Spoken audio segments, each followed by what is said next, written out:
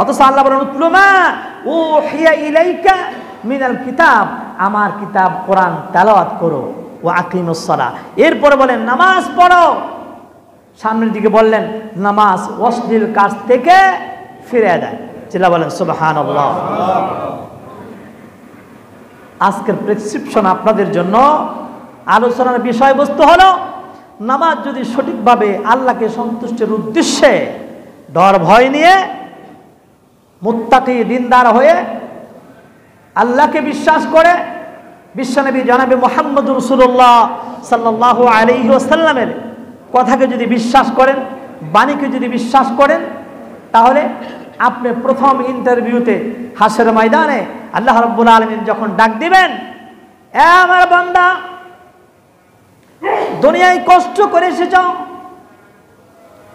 ঘুমাইতে পারো না, অফিস তোমার ছিল, বেশি ব্যস্ত ছিলে তুমি, কিন্তু যখন মসজিদে আজান হয়ে গেছে সঙ্গে সঙ্গে ঘরে পারলেও নামাজটা পড়ে নিছ। বান্দাই আমার, আজকে তোমার বেশি কষ্ট করতে হবে না, তুমি রুকু করে আমাকে দেখায় দাও, আমি আল্লাহ রাব্বুল আলামিন তোমাকে ইন্টারভিউ পাস করে দিব। চিল্লা বলেন সুবহানাল্লাহ। আপনাদের কাছে প্রশ্ন হলো, যারা নামাজ পড়ে নাই তারা কি ওই দিন হাসরের ময়দানে রুকু করার জন্য তাদের মাথা ঝোঁকাতে পারবে? আল্লাহ বলবেন না।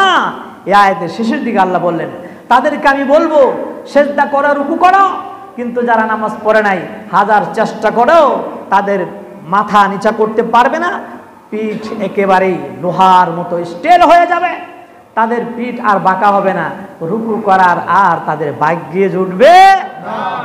তাহলে কি নামাজ পড়া লাগবে না ছাড়তে হবে? আসতে বলছে, পিছনে যারা আছে নামাজ না পড়ে বেঁচতে যাবো, কি বলেন ঠিক না? নামাজ কি পড়া লাগবে না ছাড়তে হবে?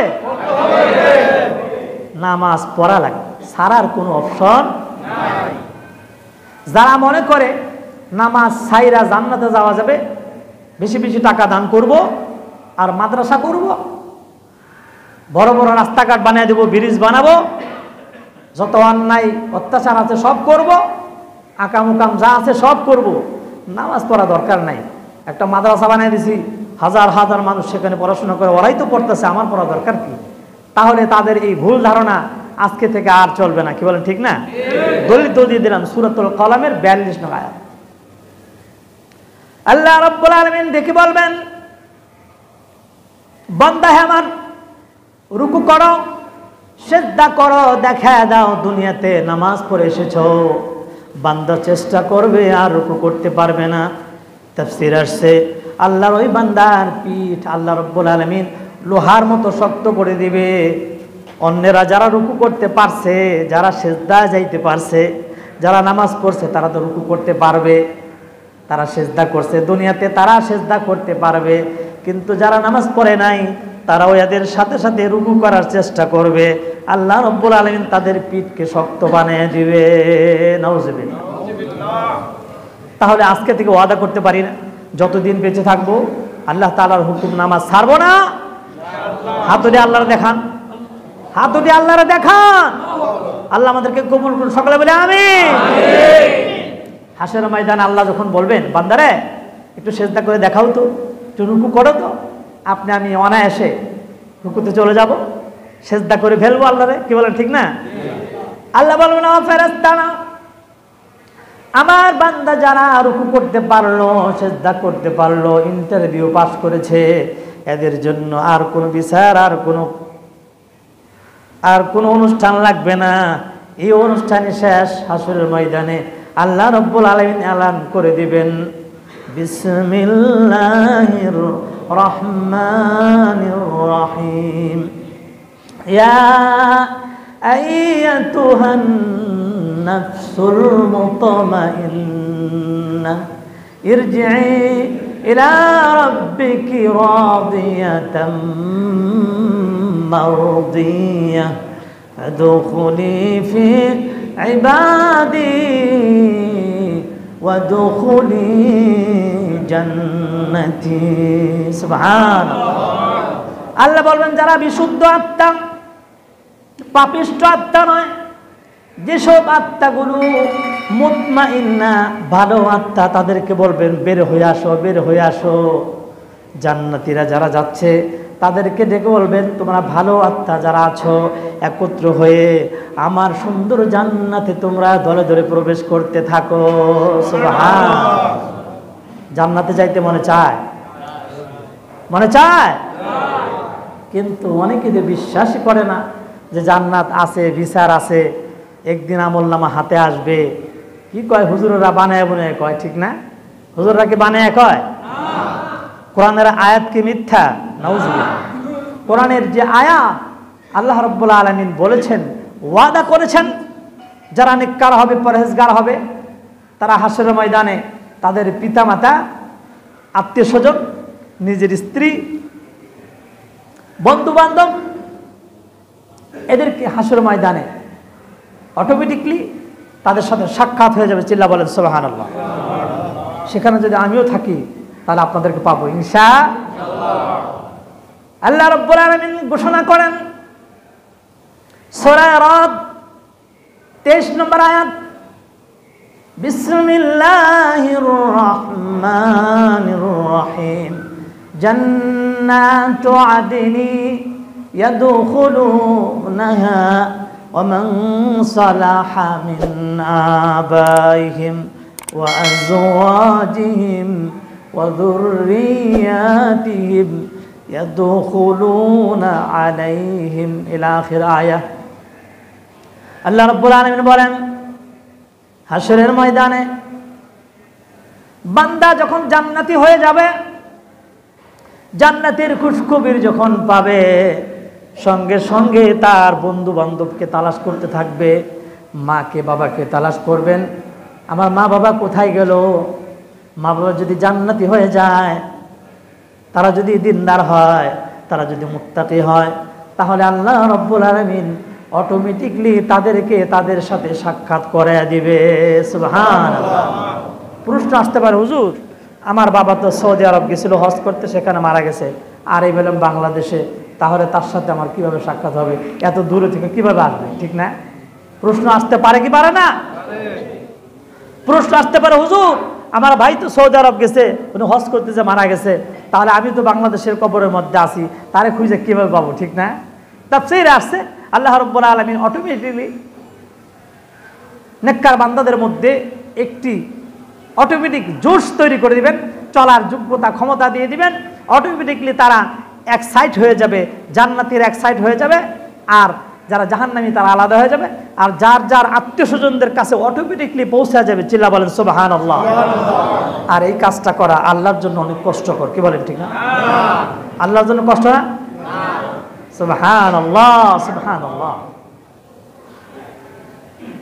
আমি প্রথমেই বলেছিলাম একটা আয়াত, বিসমিল্লাহির রহমানির রহিম, ওয়া আতাকুম মিন কুল্লি মা সাআলতুমুহু ওয়া ইন তাউদ্দু নি'মাতাল্লাহি লা তুহসুহা ইলা আখির আয়াত। সিলা বলেন সুবহানাল্লাহ। প্রশ্ন করতে হুজুর সুবহানাল্লাহ আগেই কইলেন, এই জন্য বললাম খুশির কারণে। কির কারণে?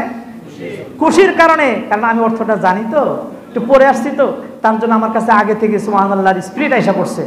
আল্লাহ বলেন, বান্দা হে আমার, দুনিয়াতে ছেড়ে দিলাম, অন্ধের মতো জীবন কাটায় না। চক্ষু তোমার দিয়েছে, তোমার মগজ দিয়েছে, বুদ্ধি আছে, দিমাগ আছে, এটাকে একটু কাজে লাগাও, একটু বুদ্ধি কাজে লাগাও। অন্য জায়গায় আল্লাহ এভাবে বলেছেন। তাই যারা চক্ষুওয়ালা, যাদের কর্ণ আছে শুনতে পায়, যাদের বিবেক আছে চিন্তা করতে হবে। আল্লাহ রাব্বুল আলামিন আয়াতের মধ্যে বললেন, বান্দা হে আমার, দুনিয়াতে তুমি যে নিয়ামত ভোগ করতেছো, একটা একটা করে নিয়ামত আমি তোমাকে যদি গণতে বলি, তুমি সারা জীবন গণতে থাকবা। তোমার সঙ্গে পৃথিবীর সমস্ত মাখলুক যারা গণতে পারে তাদেরকে সঙ্গে নাও, জিন নাও, এবং নিজেরা সবাই মিলে গণতে শুরু করো। আমি আল্লাহ রাব্বুল আলামিন যে নিয়ামত তোমাদেরকে দান করেছি, এই নিয়ামতগুলো গুনে গুনে শেষ করতে পারবে না। চিল্লা বলেন সুবহানাল্লাহ। নিয়ামত পাইয়া আল্লাহরে ভুলে গেছে, ঠিক না? নিয়ামত পাইয়া আল্লাহরে ভুলে গেছি না? একটা সহজ উদাহরণ দিই। যেই ব্যক্তির চোখ নাই, যে দেখতে পায় না, তাকে নিয়ে একটু একটু ভাবেন তো।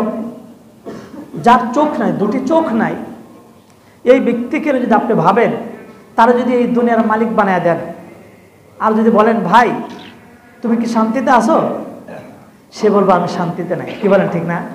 কারণ তার কাছে কি নাই? আসল চালানি নাই। এই দুনিয়ার সৌন্দর্য চাকচিক্য সে দেখবে কি করে? ঠিক না? এই দেখার সম্পদ তার কাছে নাই। তার জন্য এই দুনিয়ার আরাম আয়েশ, ভালোবাসা, সুন্দর এই নদী নালা, খাল বিল, আকাশ বাতাস তার কাছে কিছুই না, সব অন্ধকার। সব কি অন্ধকার। আর একটু ভাবেন, যার জবান আছে, জবান দিয়ে কথা বলেন, আপনি আমি কথা বলি, যারা কথা বলতে পারে না তাকে কিভাবে বোঝাবেন? আমি জানি না, বিজ্ঞান ভালো করে জানে এটা। যারা নাকি বোবা তারা নাকি শুনতেও পায় না, অনেকেই শুনতে পায় না। এটা কি সত্য না মিথ্যা আমি জানি না, কিন্তু ঘটনা মনে হয় তাই হবে। কারণ যারা বোবা, যারা কথা বলতে পারে না, এরা যদি বুঝতো যে অন্য কথা বলে আমি পারি না, সে আত্মহত্যা করে মারা যেত। জিল্লা বলেন সুবহানাল্লাহ। আল্লাহ আপনাকে জবান দিয়েছেন, আল্লাহ তাকে আমাকে কি দিয়েছেন? যে জবান দিয়ে কথা বলতে পারি, যে কালেমা একবার পড়লে জান্নাতের গ্যারান্টি। সকলে বলেন লা ইলাহা ইল্লাল্লাহ মুহাম্মাদুর রাসূলুল্লাহ। কিয়ামতের ময়দানে হাদিস শরীফে আসছে, মিজানের পাল্লা ওজন করা হবে, মিজানের পাল্লা ওজন করা হবে।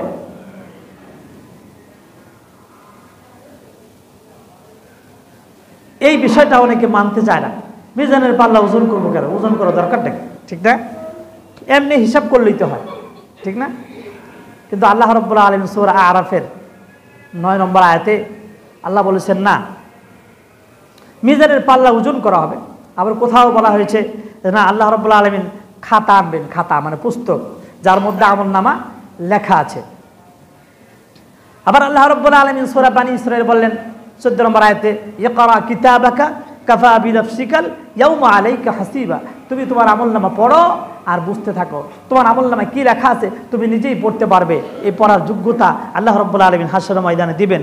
আর সেই আমলনামা কি ইংরেজিতে থাকবে না বাংলায় থাকবে? ইংরেজিতে থাকবে। প্রশ্ন আসতে পারে, ঠিক না? উত্তরটা হলো আরবিতে থাকবে, কিন্তু আরবিতে আপনি বলতে পারবেন, কারণ জান্নাতের ভাষা কি? যারা বলেন জান্নাতের ভাষা কি? জান্নাতের ভাষা হবে আরবি, কিন্তু আপনি অনায়াসে পারবেন। কেন পারবেন? যে আপনি জান্নাতি মানুষ, বিশ্বাস করেছেন, দুনিয়াতে আমল করেছেন। আমরা কি আল্লাহরে দেখছি? কেউ দেখছেন? দেখি নাই, তবু আল্লাহরে বিশ্বাস করি, ঠিক না? কেন বিশ্বাস করি? একটা ছোট্ট উদাহরণ দিই। আপনার শরীরে কোথাও কেউ আঘাত করেছেন, আর আঘাত করার পরে আপনি যদি এই বিচারটা কার কাছে দেন, ভাই ওই ব্যক্তি আমাকে আঘাত করেছেন, কোথায় করেছেন? আমার কাঁধের মধ্যে করেছেন অথবা হাতের মধ্যে করেছেন। ওই ব্যক্তি এসে বলল, ভাই উনি যে আঘাত আমি করছি ওনাকে, উনি বলল, কিন্তু ওনার আঘাত যেখানে করা হয়েছে সেখানে ব্যথা হচ্ছে, ব্যথাটা কেমন আমাকে দেখান, তাহলে বিশ্বাস করব ঠিকই আমি আঘাত করছি। কি বলেন, ঠিক না? এখন ব্যথা কি দেখানো যাবে? ব্যথা কি মাপা যায়? কতটুকু ব্যথা হয়েছে এটাকে মাপা যায়? আজও মনে হয় বের হয় না এই বিষয়টা, ঠিক না? তাহলে এইভাবে আল্লাহ রাব্বুল আলামিনকে আমরা না দেখে বিশ্বাস করি, আর এটার প্রতি আল্লাহ রাব্বুল আলামিন সন্তুষ্ট যে বান্দা আমারে দেখে নাই, আমার নবীকে দেখে নাই, কিন্তু আমার কোরআন শ্রবণ করেছে, কোরআন শুনছে, মসজিদে আলোচনা শুনছে, এটা শুনে সে নামাজি হয়ে গেছে। আল্লাহ রাব্বুল আলামিন দয়ার সাগর, জিনার হাতে 99 ভাগ মায়া রেখে দেওয়ার পরে তিনি বলবেন, ঠিক আছে, বান্দা যখন সেজদা করতে পারছে, বান্দা যখন আমার কথা মানছে, তাহলে আমি আমার বান্দাকে মাফ করার সহজ রাস্তা বের করে দিলাম। চিল্লা বলেন সুবহানাল্লাহ। হাশরের ময়দানে আমলনামার পাহাড় থাকবে। হাদিস শরীফ আসছে, উহুদ পাহাড় পরিমাণ আমলনামার খাতা, পুস্তক অর্থাৎ কিতাব তার সামনে হাজির করা হবে। আল্লাহ রাব্বুল আলামিন আল্লাহর ওই বান্দার হাতে এক টুকরা কাগজ দিয়ে দিবেন, এক টুকরা কাগজ, যে কাগজের মধ্যে লেখা থাকবে লা ইলাহা ইল্লাল্লাহু মুহাম্মাদুর রাসূলুল্লাহ। তাফসীর আসছে, সমস্ত আমলনামা এক পাল্লা রেখে ওজন করা হবে, আর কালেমা ছোট্ট একটি কাগজের মধ্যে লেখা লা ইলাহা ইল্লাল্লাহু মুহাম্মাদুর রাসূলুল্লাহ, এই টুকরাটি যেই পাল্লায় দেওয়া হবে ওই পাল্লার ওজনটি ভারী হয়ে যাবে। চিল্লা বলেন সুবহানাল্লাহ। প্রশ্ন আসতে পারে, হুজুর কারণটা কি? এর কারণ হলো ইন্নামাল আমালু বিন্নিয়াত, অর্থাৎ যারা সহি নিয়তে আল্লাহকে বিশ্বাস করে কালেমা পড়ে মুসলমান হয়েছে তার পিছনে সমস্ত গুনাহ কি মাফ হয়ে যায়। প্রশ্ন অনেকে করতে পারেন, হুজুর আমি তো জীবন ভরা এমন গুনাহ করছি যেই গুনাহ মানুষকে বলা যাবে না, ঠিক না? আছে না এমন কিছু যেই গুনাহ করে মানুষ করে, যে গুনাহগুলো কাউকে বলা যাবে না? আমি নিজেই জানি, অন্য কেউ জানে না, আল্লাহ জানে। ঠিক পূর্বের জামানায় বিশ্বনবী জনাবে মুহাম্মদ রাসূলুল্লাহ সাল্লাল্লাহু আলাইহি ওয়াসাল্লামের জামানায় নবী সাল্লাল্লাহু আলাইহি ওয়াসাল্লাম যখন এলান করতেছিলেন, ইয়া আইয়ুহান নাস আফসুস সালাম কুলু লা ইলাহা ইল্লাল্লাহ মুহাম্মাদুর রাসূলুল্লাহ, নবীজি এলান দিতেছিলেন, বলতেছিলেন যারা কাফের আছো, জীবনে অনেক পাপ করেছো, আল্লাহ রাব্বুল আলামিনকে বিশ্বাস করো, আমি নবীকে বিশ্বাস করো, আপসের মধ্যে সালাম আদান প্রদান করো। একজন মুমিন আরেকজন মুমিনের সাথে সাক্ষাৎ হলে কি করবে? সালাম দিবে, আসসালামু আলাইকুম ওয়া রাহমাতুল্লাহ। আরেকজন উত্তর কি দিবে? ওয়া আলাইকুমুস সালাম ওয়া রাহমাতুল্লাহি ওয়া বারাকাতুহু। একজন আরেকজন কি করবে? দোয়া করতে থাকবে। এভাবে সালাম আদান প্রদান করতে থাকো, সালাম দিতে থাকো, আর বলো লা ইলাহা ইল্লাল্লাহু মুহাম্মাদুর রাসূলুল্লাহ। নবীজি ঘোষণা করতেছেন, কাফেররা দলে দলে এসে মুসলমান হইতেছে। এর মধ্যে কিছু কিছু কাফেরদের এত গুনাহ আছে, দুই একটি গুনার কথা বলবো। যেমন তারা নিজের মেয়েকে জ্যান্ত পাথর দিয়ে চাপা দিয়ে মেরে ফেলতো, জোরে বলেন নাউজুবিল্লাহ। এবং জিনা, মদ, জুয়া, চুরি, ডাকাতি, ছিনতা এগুলো সব করেছে। ওই ব্যক্তি যখন নবীর কাছে আসছেন কালেমা পড়তে, কালেমা তো পড়ে সে বিশ্বাস করে লা ইলাহা ইল্লাল্লাহু মুহাম্মাদুর রাসূলুল্লাহ, কিন্তু মনের মধ্যে সন্দেহ, ওয়াসওয়াসা, মনের মধ্যে শয়তানি আছে। কি জানি মাপ হয়েছে কি হয় নাই, কি জানি হতেও পারে নাও হতে পারে, এমন সন্দেহ জাগ্রত হয়েছে। আল্লাহর নবীর কাছে প্রশ্ন করছে, ইয়া রাসূলুল্লাহ, ইয়া হাবিবাল্লাহ, আমি জীবনে এমন গুনাহ করেছি যেই গুনাহ আমি বলতে পারবো না।